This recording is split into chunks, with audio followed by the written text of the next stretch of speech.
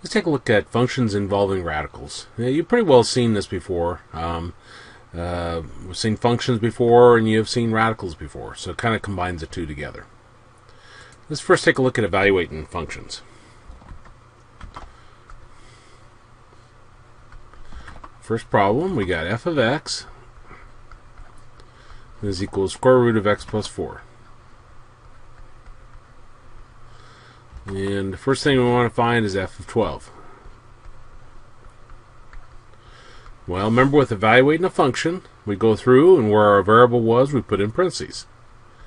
Everything else remains exactly the same. Now whatever's inside the parentheses right here is what we put in right here. So put 12 in there. Now 12 plus 4 is 16. And you should always simplify your radicals. 16 is 4 times 4. Now remember with a square root, we're looking for a pair of somethings. Here's a pair of 4s, so a pair of 4 is going to come out in front as a single 4. And since we took everything out of the radical, then it disappears. So our answer is just 4. Let's look at B. We got f of 8. Again, we're evaluating this function, so I'm going to go through, and where I have my x, I'll put in parentheses. Everything else remains exactly the same. Now whatever's inside the parentheses right here is automatically we're going to put in right here. So we'll put an 8 in there.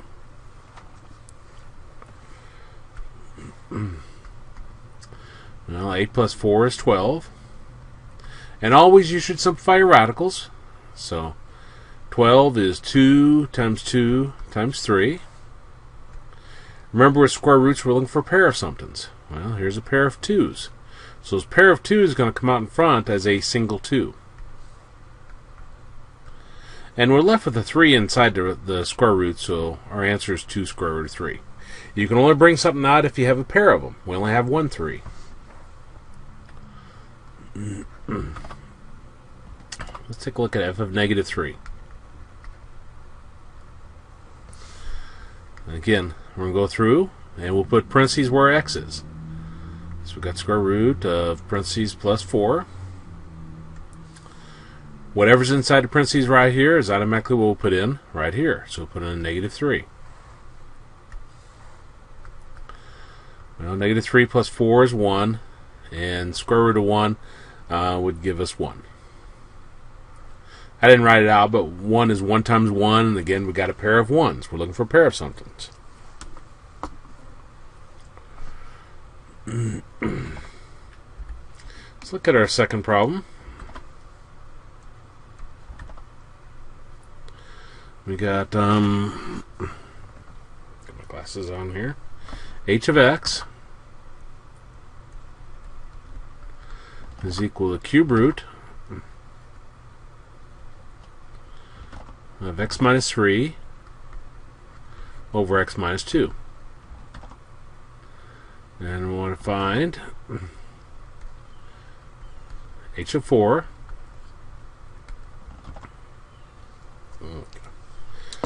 Again, we're going to go through and we'll put parentheses where x was. So we're going to have the cube root of parentheses minus 3 over parentheses minus 2. Now whatever's inside the parentheses right here is automatically we'll put inside the parentheses over here. So we'll put a 4 here and 4 here. So we're going to have the cube root. 4 minus 3 is 1.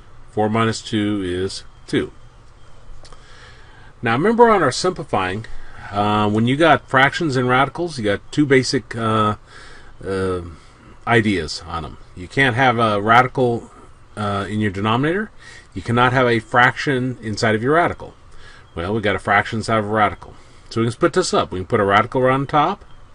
So we got the cube root of 1 over the cube root of 2.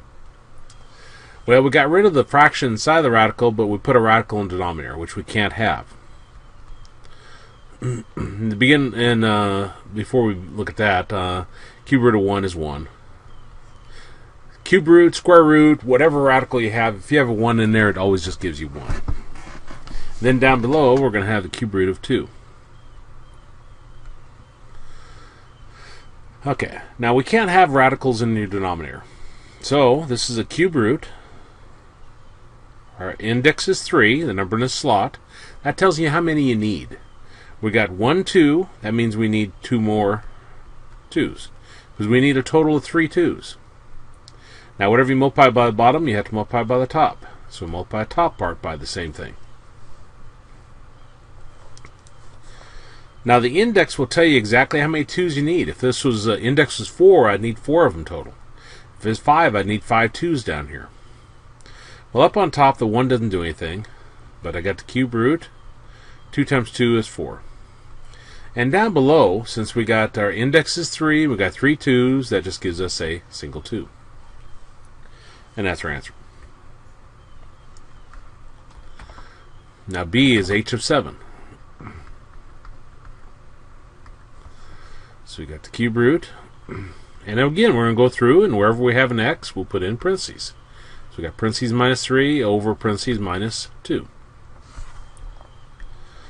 Whatever number you have inside the parentheses right here is automatically we'll put inside these parentheses. So I'll put a 7 here and 7 here.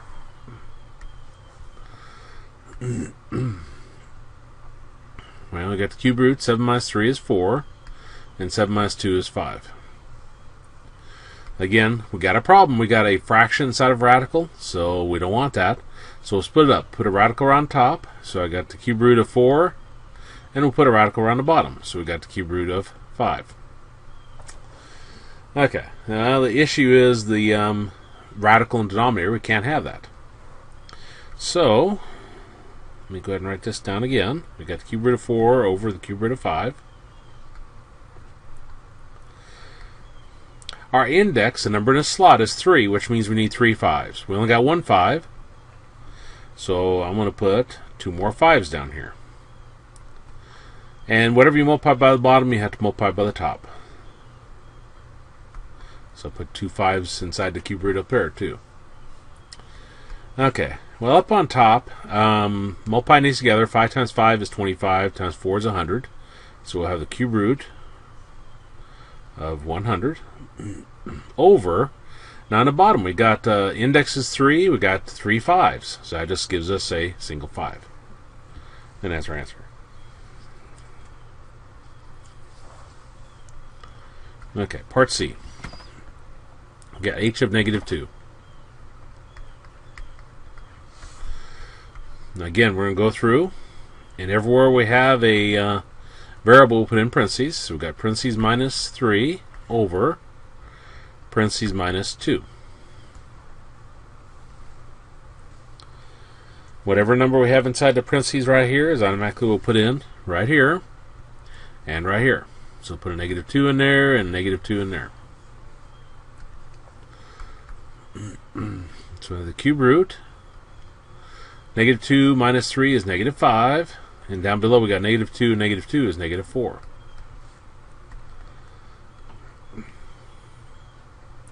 Now negative divided by negative is positive, so this becomes 5 fourths.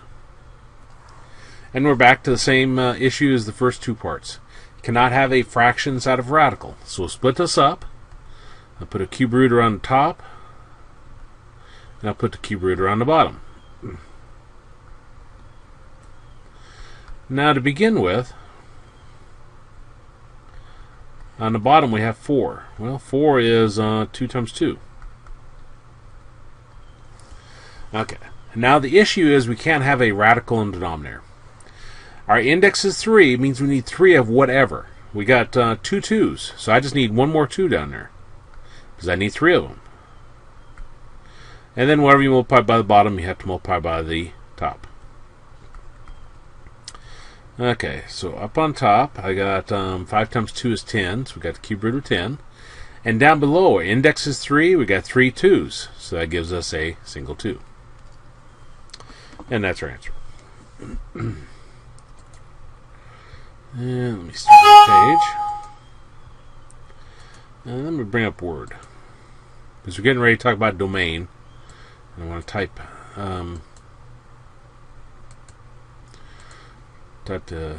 what we're going to be taking a look at. Okay, now we're going to have 2 different types here. See, this says find the domain of the radical function, and we got the square root, 5x minus 2. This one says find the domain of the radical function. We get the fifth root of 7x minus 1. Now we're going to be looking at specifically is a number in this slot. That's called our index. In this problem, index is 5. And on this problem, it's a square root, so our index will be 2. So we have two different cases. We have one where the index is even and one where the index is odd. So let's take a look at the index is even. Okay, so finding domain of a radical with an even index. This is the harder one. The other one's a lot easier. So to find the domain of that, what we do is we set what is under the radical greater than or equal to 0 and solve. So set what is under the radical greater than or equal to 0 and solve. So we got g of x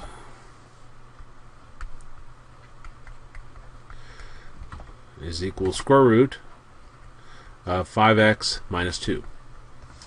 Again, square root, a number in this slot here, there is no number, so this is by default 2, which is even. And our instructions say set what is under the radical, which is the 5x minus 2, greater than or equal to 0, and solve. So I take the negative 2 over the right side, becomes a positive 2. I'm going to divide both sides by 5. And we got x is greater than or equal to 2/5. And that'd be our answer. If you want to write it in interval notation, you can. It would look like this. We'd have a bracket because it's less than or equal to. The line underneath tells us the bracket. Then 2/5, comma, positive infinity. I'm happy with this answer that I circled. But now the second one. Looks like this. We got h of x is equal to fifth root of 7x minus 1. This is a radical with an odd index. So, finding the domain of a radical with an odd index. And your answer is all real numbers. So pretty easy. On this one, the easiest way to write all real numbers is negative infinity, positive infinity. Or you could just simply write all real numbers if you want. So the domain problems with a odd index are very simple. You don't have to do any work at all. Now this next one's kind of an oddball case, and we're going to think through the answer. We actually haven't covered enough. You don't cover it until college algebra. We haven't covered enough to actually solve it with algebraic techniques. So let's see. We got f of x is equal to square root of 5 over x plus 2. Okay, now this is an even index. It's a square root. So our instructions say set it greater than or equal to 0 and solve. Well, that'd be a good start. 5 over x plus 2 is greater than or equal to 0. Okay, well, let's talk about this. Greater than 0, that means positive. And the top part is 5, which is already positive. If the bottom part was negative, then we'd have a positive over negative, which is negative. And we don't want that, because we want it greater than 0. Okay, well, if this is positive, the bottom part is positive, then I have positive over positive, which gives you something greater than 0. So this one can actually become x plus 2 is greater than or equal to 0. We'll come back to that. We have to tweak that a little bit, but let's go ahead and solve that. Take 2 over, and we got x is greater than or equal to negative 2. Well, think about what would happen if it's equal to negative 2. If I put negative 2 up here, we'd have negative 2 plus 2, which gives us 0. We'd have a 0 in denominator. So this becomes x is greater than negative 2. It can't be equal to it. Now the question becomes, is there any value we could put in here that causes it to equal 0? And there isn't. Because the only way you can get a 0 when you have a single fraction is you have 0 divided by something, not 5 divided by something. So our answer would be x is greater than -2. If you like interval notation, I put parentheses, -2, comma, infinity. Since there's no line underneath the greater than, that's why we don't put a bracket. We just put a parentheses. Now the last two are graphing ones. So let's take a look at this.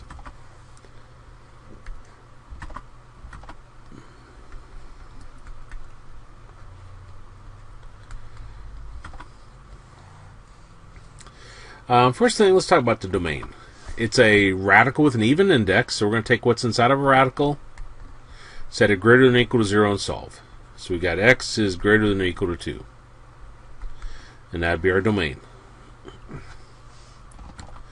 Okay, then they say to graph it, so let's do that. I'll press my y equals, press my clear. I want square root, so I do second x squared, and then x minus 2, and graph. So our graph for this particular one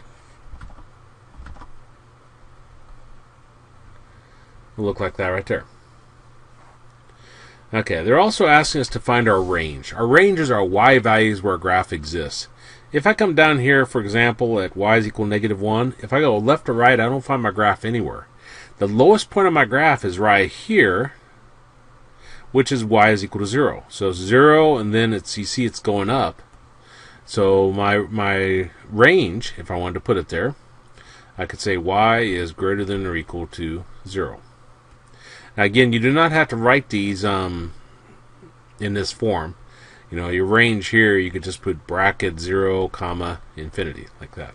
Or your domain, you could put bracket 2, comma, infinity. Bracket because of the equal to part on here, the line underneath your inequality symbol. Okay, and our last one, we got g of x is equal to the cube root of x plus 1. Okay, to begin with our domain. It's a radical with an odd index, which means our domain is -infinity, +infinity. We can plug any values into there. Okay, let's look at the graph. Press my y equals, press my clear, cube root.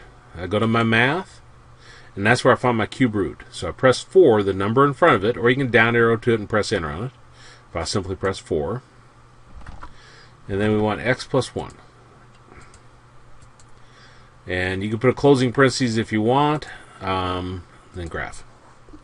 Closing parentheses on a TA3, TA4 is optional. Our graph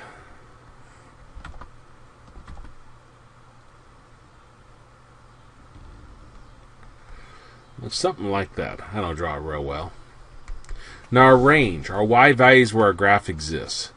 Well, if I look at this, it might be easier to see. See how as it's going to the right, it's slowly inching up. So it'll keep slowly inching up forever until it goes to positive infinity.